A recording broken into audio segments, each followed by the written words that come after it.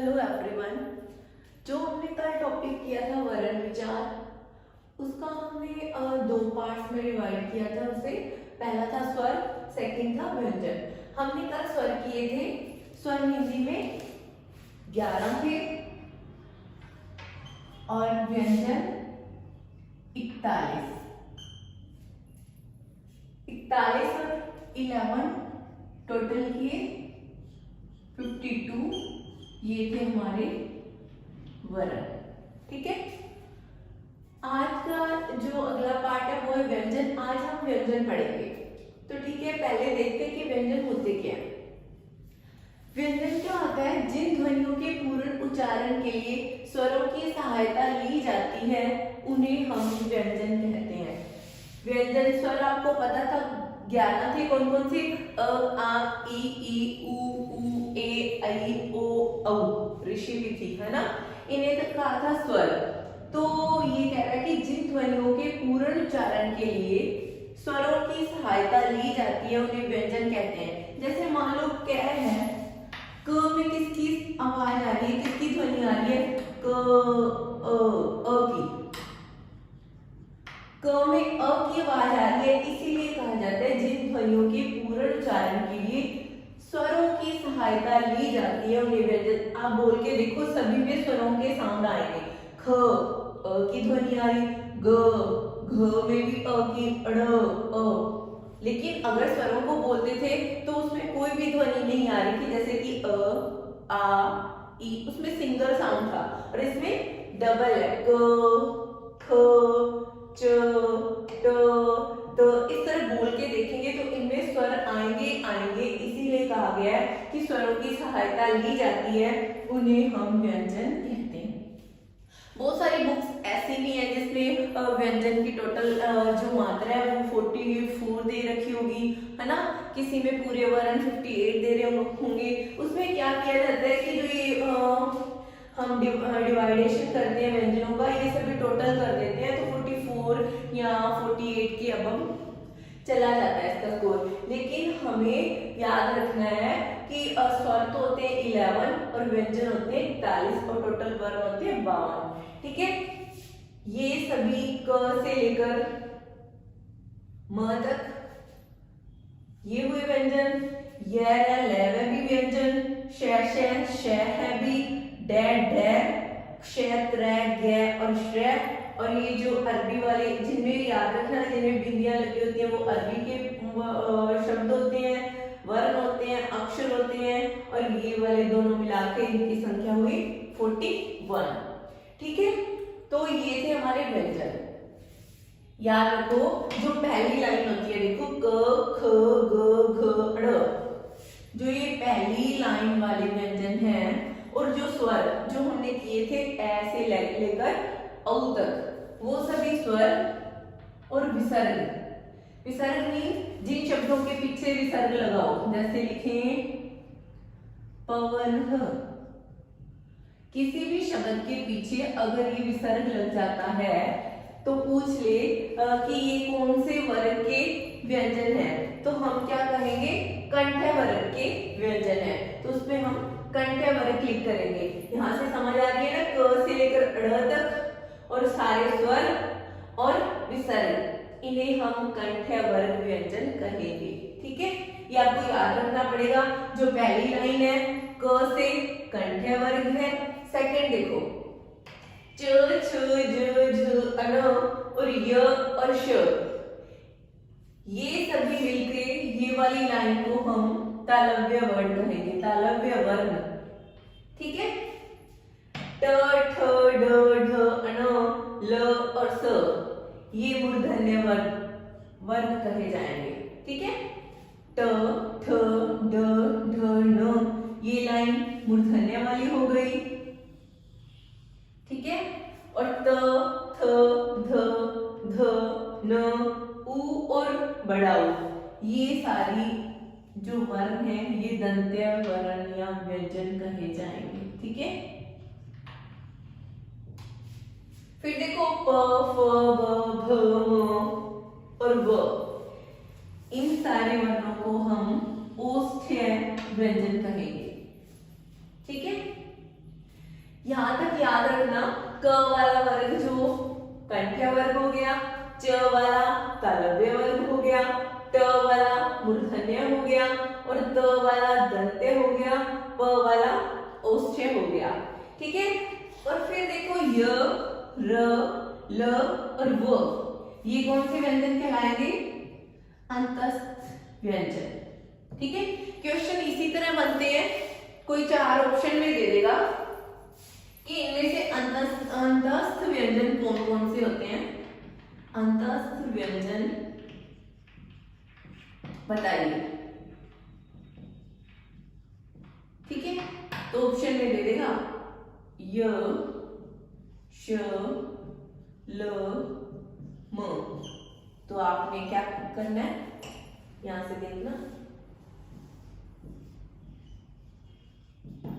ठीक है, नेक्स्ट देखो श, स और ह, ये पुष्प व्यंजन कहलाएंगे।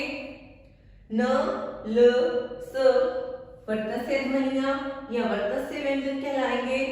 ड और ढ ये उत्क्षिप्त ध्वनियां कहलाएंगी। अकेला र क्या होता है? लुंठित या हम इसे प्रकंपित व्यंजन कहेंगे।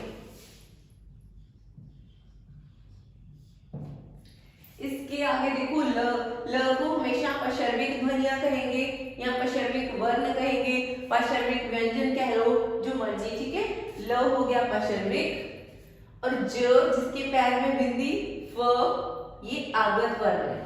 ठीक है, अरबी वाले होते हैं, इन्हें आगत वर्ण कहा जाता है। अक्ष, त्र, य और श्र ये सुक्ताक्षर कहते हैं। सुक्ताक्षर व्यंजन, सुक्ताक्षर वर्ण जो मर्जी कह लो। क्ष किससे बना हुआ है?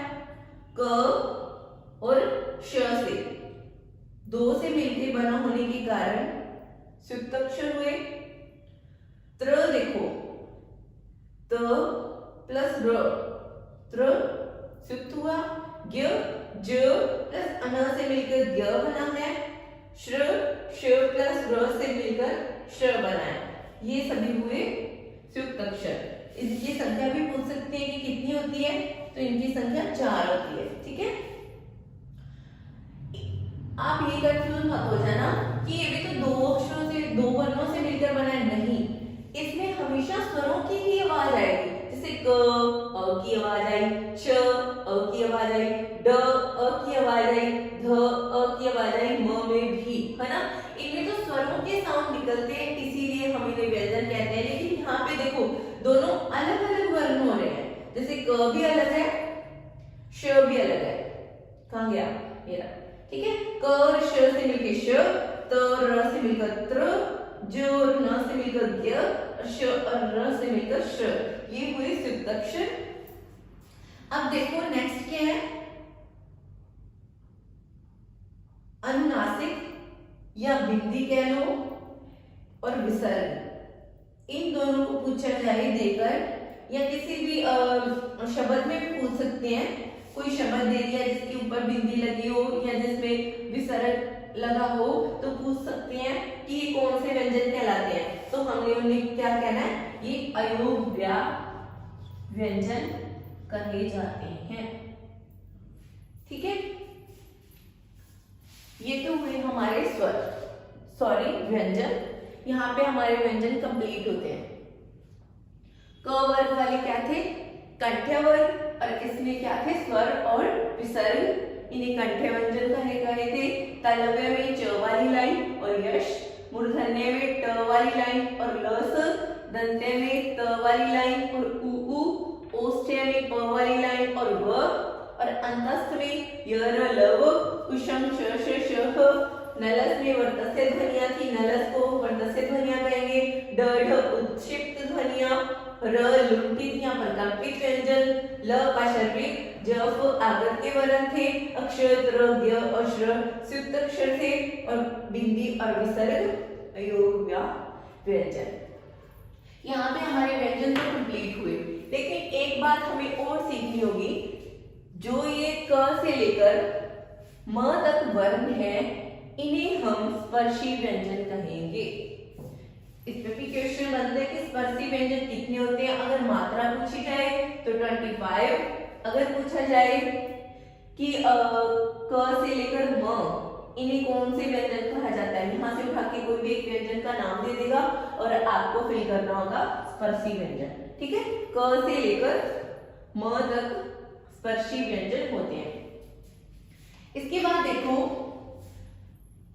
जो वर्ण है इसका पहला और दूसरा अक्षर, देखो पहला और दूसरा, इसका भी पहला और दूसरा, पहला दूसरा, इसका भी और इसका भी, यानी कि ये लाइन और ये लाइन, ये क्या कहलाएंगे, अघोष वर्ण।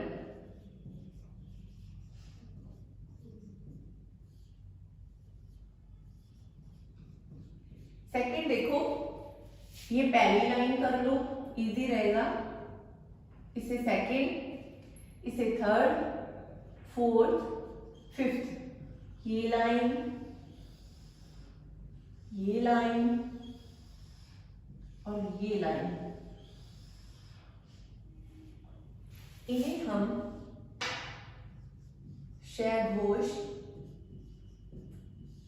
वर्ण कहेंगे। ठीक है, याद रखना, पहली इस तरह से लंबाई में, ठीक है, ऊपर काउंट कर लेना, 1 2 3 4 5 लिख लेना, पहली लाइन पूरी और स्पर्शी व्यंजनों में, और सेकंड लाइन, ये दोनों अघोष वर्ण कहलाएंगे। किसी भी से क्वेश्चन बन जाएगा, जैसे पीछे बन रहे क्वेश्चन कि टैग क्या है, अघोष है, सघोष है, अलग प्राण है, महाप्राण, तो आपको पता होगा, तो आप यहां से इजीली आंसर दे पाओगे। ठीक है, थर्ड लाइन देखो, यू, फोर्थ और फिफ्थ, ये क्या कहलाएंगे, शघोष वर्ण। क्लियर हुआ? इसके यहां ऐसे लिख भी लेना, पहला दूसरा अघोष, तीसरा चौथा और पांचवा शघोष व्यंजन कहलाएगा। ठीक है, ये तो हुई पहली बात। अब सेकंड देखो, अलप्राण और महाप्राण। अलप्राण क्या होते हैं, पहला अक्षर क, थर्ड अक्षर ग और फिफ्थ अक्षर ड़, ये तीनों कहलाएंगे अलप्राण।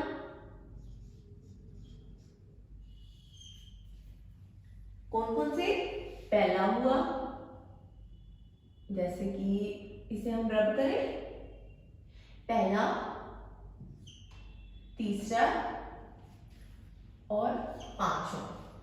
चलिए लिख लो यहाँ पे, पहला, तीसरा और पांचवा हमेशा क्या कहलाता है, ये मैंने लिखा हुआ है अलप्राण। पहला वर्ण, तीसरा वर्ण और पांचवा वर्ण। इसी तरह इसमें भी पहला, तीसरा, पांचवा,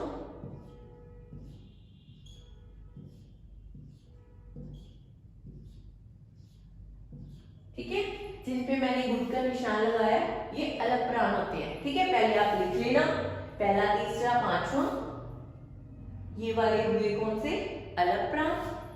और सेकंड जो दूसरा बचा, जिसमें मैंने यूं तीर लगाया, दूसरा और चौथा, ये हुए महाप्राण।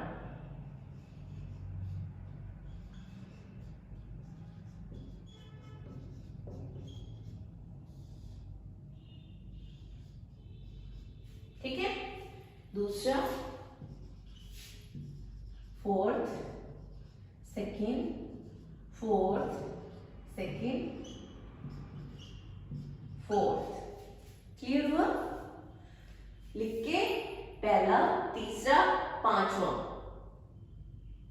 पहला, तीसरा, पांचवा अलप्राण, दूसरा और चौथा महाप्राण। ठीक है, दोबारा से देख लो, क से लेकर म तक अगर हम यूं इस तरह काउंट करेंगे, पहला और दूसरा, ये दोनों लाइनें थी अघोष की, और तीसरी, चौथी और पांचवी थी सघोष की। और ये तो हुए अघोष और सघोष। और सेकंड देखो अलग प्राण, है ना। अलग प्राण पहला, तीसरा, पांचवा, ये लाइनें अलग प्राण की थी, दूसरी और चौथी महाप्राण की थी। क्लियर? तो आज का ये हमारा टॉपिक हमारे घर पे क्लियर होता है। कल से हम नेक्स्ट टॉपिक करेंगे, इसके एमसीक्यूज आपको प्रोवाइड कर दिए जाएंगे। Thank you.